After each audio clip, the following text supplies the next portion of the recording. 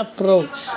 So, yung pre-approach daw ay yung study ng mga salespersons o mga marketing experts bago sila mag-engage o makipag-usap sa customers.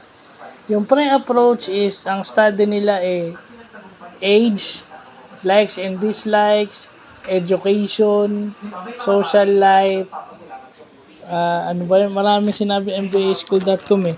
Ito. Age, likes and dislike, education, habits, social life, at culture.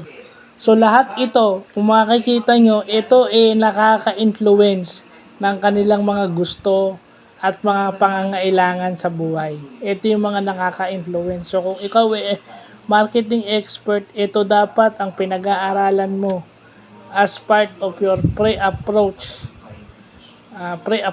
plan. So, sa marketing pala may pre-approach pa. So, yun yung magandang natututunan natin. So, yun lang po.